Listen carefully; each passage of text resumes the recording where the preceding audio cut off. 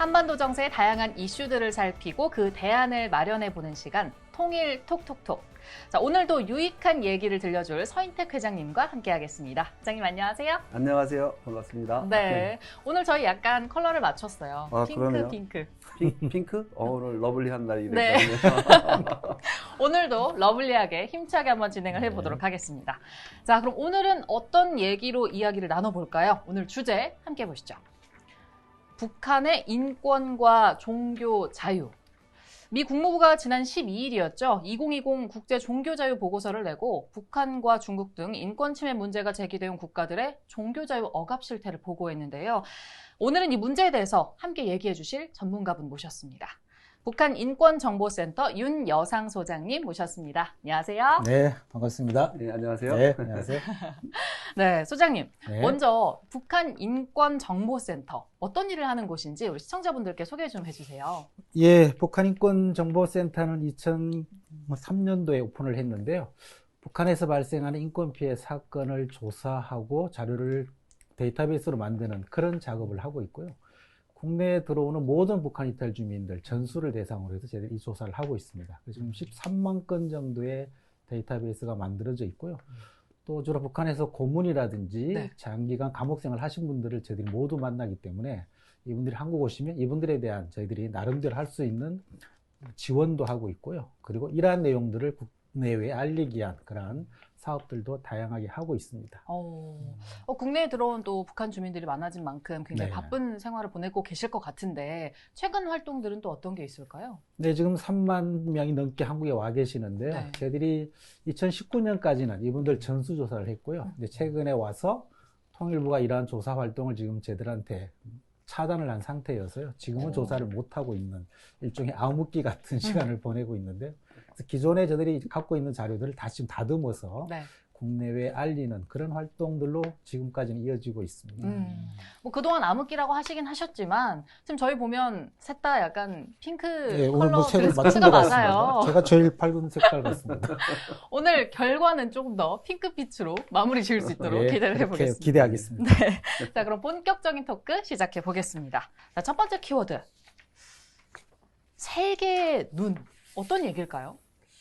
그러니까 지금 북한 인권 문제라고 하는 것이 우리만의 문제가 아니라 전 세계가 주목하는 문제인데 특히 그 미국에서 미 국무부가 계속해서 매년 발표하는 국제 종교 자유 보고서에서 19년 연속 이 북한을 종교 자유 특별 우려국으로 지정했다고 하지 않습니까? 이 보고서를 만드는데 우리 북한 인권정보센터에서 많은 역할을 했다고 알고 있습니다. 네, 저희들이 북한 인권 피해 조사를 계속하고 있지 않습니까? 예. 그 내용 중에서 저희들 두 가지 백서를 만들어냅니다. 매년 북한 종교자유 백서라는 게 있고요. 북한 인권 백서라는 게 있는데 북한 인권 백서는 저희들이 가진 데이터를 전체를 매년 통계 처리해서 백서를 내는 거고요. 그 중에서 북한에서 발생한 종교자유에 대한 박해 사건에 관계되는 것만 별도로 종교자유 백서를 저희들이 매년 발간을 하는데요. 아마 저희들이 내는 게 전 세계에서 북한 종교에 대해서는 거의 저희 외에는 그런 백서가 나오지 않거든요. 이렇다 보니까 말씀하신 국제 종교자유에서도 저희들이 낸 보고서를 최대한 활용해서 그런 내용들을 많이 담고 있습니다. 뭐 여러 가지 조사도 하고 계시고 내용들을 담았다고 하셨는데 사실 이 북한 인권과 종교 자유 문제를 둘러싸고는 국제사회의 시선이 그리 곱지만은 않습니다. 우려의 시선이 많은 게 사실인데요. 이 인권 문제 언제부터 주목을 받기 시작했는지 얘기 좀 해주세요. 사실 북한이라는 나라가 만들어진 다음부터 북한 인권 문제는 계속해서 발생해 왔거든요. 그런데 한 70년대, 80년대까지만 해도 국제사회에서 우리나라의 인권 문제가 더 심각하게 제기됐었죠.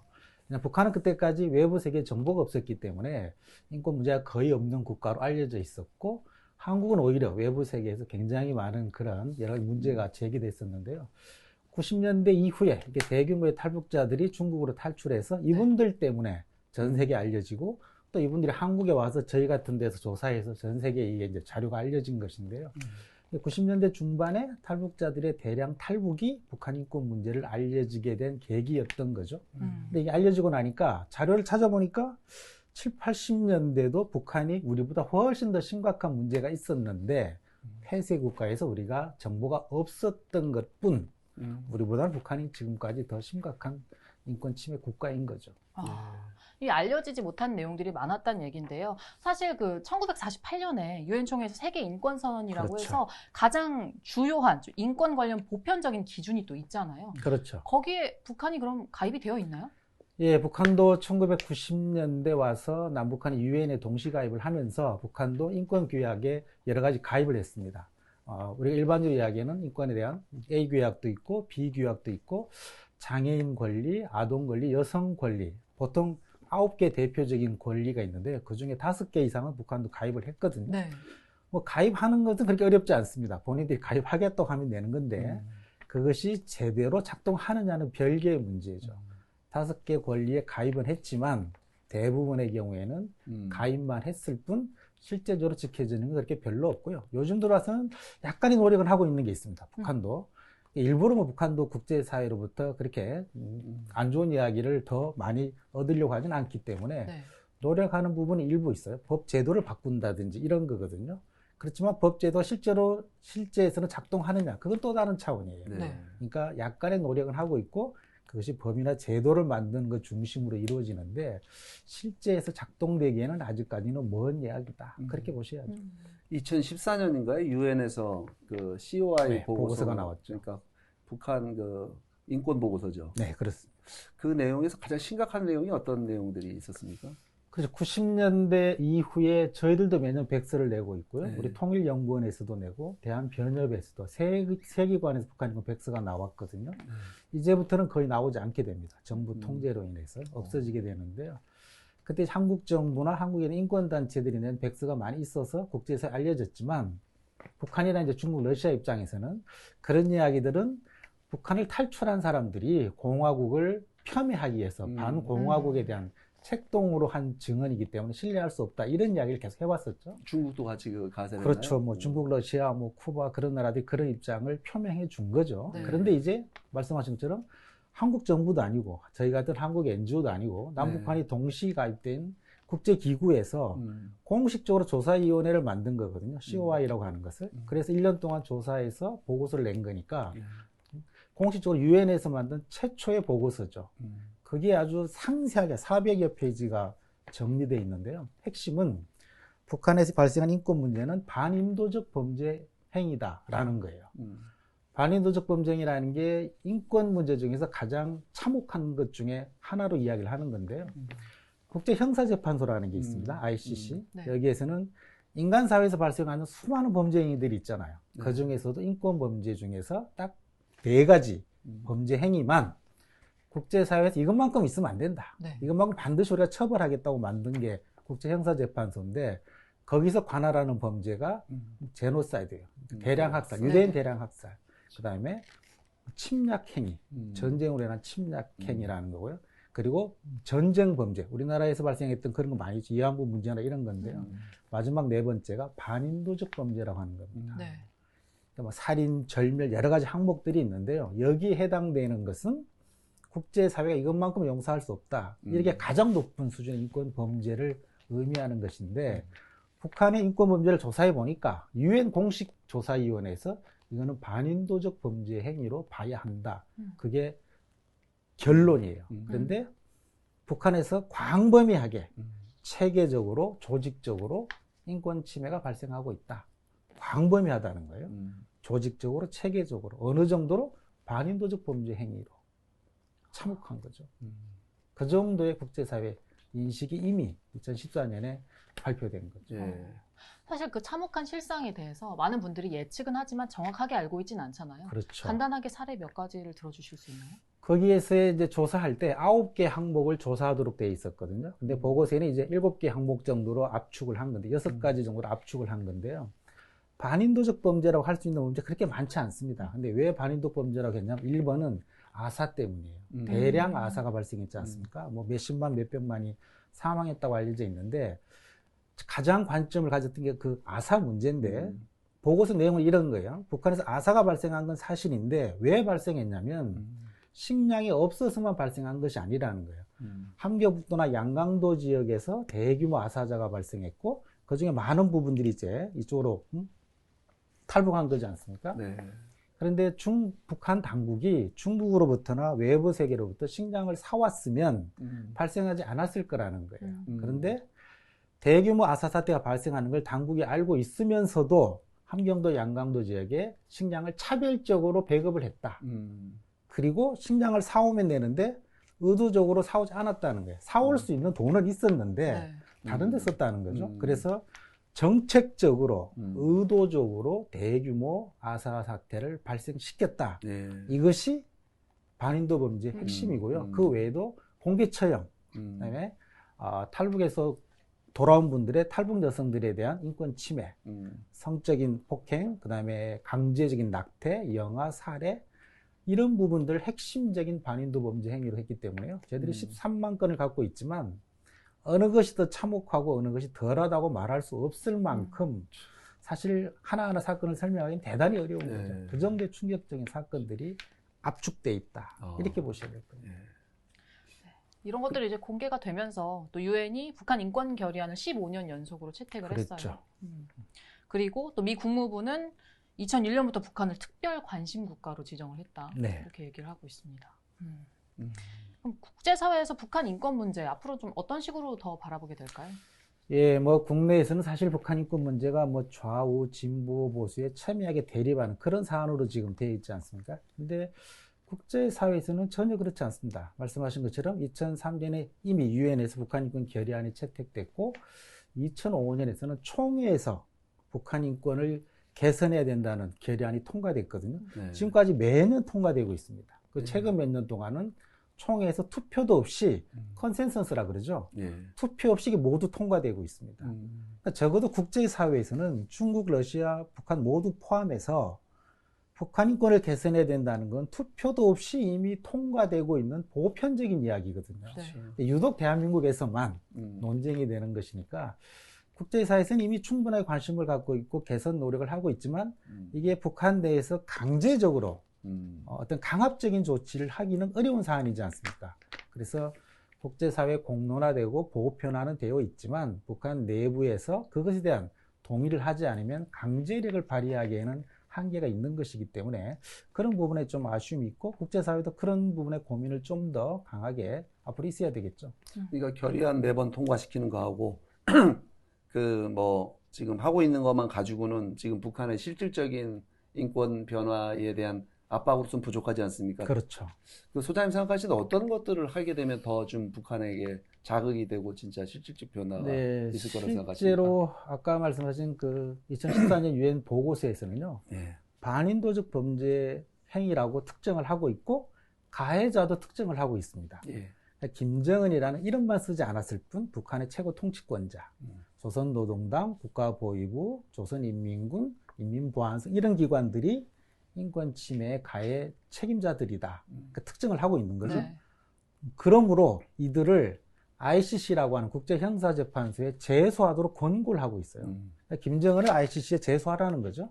그럼 체포영장이 발부돼서 체포해서 재판으로 넘겨야 되는데 북한은 ICC 가입 조약에 비준하지 않았습니다. 한국은 비준을 했거든요. 그러니까 가입하지 않은 국가에는 그걸 적용하기에 어렵습니다. 물론 한 가지 방법은 있어요.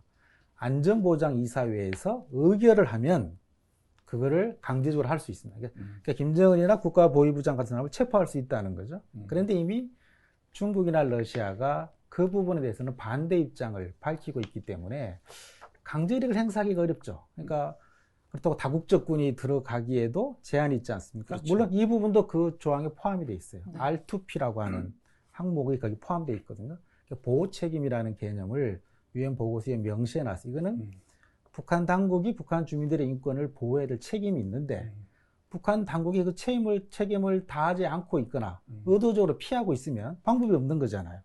그랬을 때 그 보호 책임을 국제사회가 대신해야 된다. 이런 개념으로 사용하는 건데요. 이번에 보고서에 북한의 보호 책임을 정해도 명시하고 있거든요. 보호 책임은 그 이라크나 이렇게 리비아 같은 나라의 다국적군이 갈 때 그 R2P라는 보호 책임에 대한 논리를 적용한 것이니까 이것도 안보리에서 의결을 하면 사실 다국적군을 통해서 해결할 여지도 있지만 이것도 역시 중국이나 러시아가 지금 동의하기는 어려우니까요.